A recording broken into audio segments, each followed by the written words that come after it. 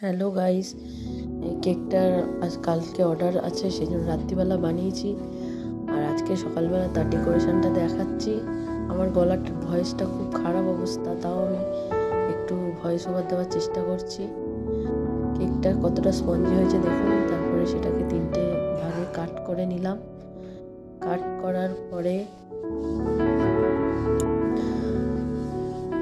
প্রথমে বোর্ডের ওপরে একটু ক্রিম স্প্রেড করে নিয়ে তারপরে একটা স্লাইস দিয়ে তার উপরে চিনি সিরাপটা দিয়ে দিলাম। দেওয়ার পরে চকলেট গানাশ দিলাম, হোয়াইট চকলেট গানাশ এটা। তারপরে ক্রিম দিলাম, ক্রিমটাকে ভালো করে স্প্রেড করে নিলাম। নেওয়ার পরে তার উপরে খানিকটা চকো চিপস অ্যাড করলাম। চকো চিপসটা অ্যাড করে একটু নেড়ে দিলাম যাতে চকো চিপসটা উঠে না আসে। আবার তারপরে সেকেন্ড লেয়ার দিলাম। সেকেন্ড লেয়ার দেওয়ার পরে ফের চিনি সিরাপটা দিলাম। দেওয়ার পরে ফের chocolate ganache, white chocolate ganache দিয়ে ভালো করে স্প্রেড করে ক্রিমটা দিয়ে আবার স্প্রেড করে নিলাম। নেওয়ার পরে আবার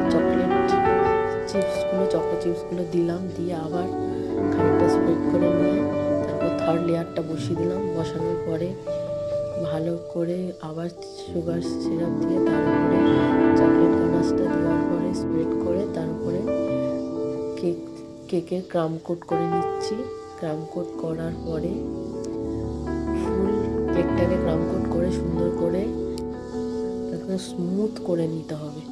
যতক্ষণ না স্মুথ হচ্ছে ততক্ষণ পুরো এই কেকটাকে ভালো করে দিয়ে কেকটা যেন একদম চারিদিকে সমান হয় সেটার জন্য দেখতে হবে। চারিদিক সমান হয়ে গেলে তারপরে নেক্সট বার শুরু করবো।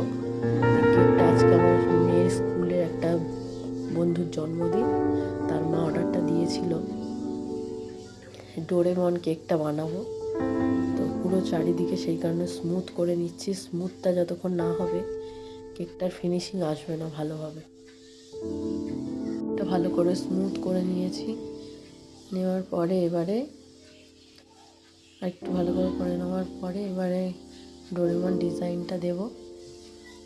একটু উঁচু নিচু হয়ে আছে বলে বারবার করে ওটা একটু দিতে হচ্ছে, কারণ কেকটা সমানভাবে সেট করতেই হবে পুরো লাস্ট পর্যন্ত। দেখতে থাকুন, তাহলে বুঝতে পারবেন যে কতটা স্মুথ হয়েছে। কেকটা স্মুথ করে নিয়ে এবার ডোরেমন ডিজাইনটা শুরু করলাম। একটা রাউন্ড করে নিলাম চকলেট দিয়ে। দেওয়ার পরে তারপর বডি পার্টটা আঁকছি। দেখুন ডোরেমনটা কেমন হবে লাস্টে আমাকে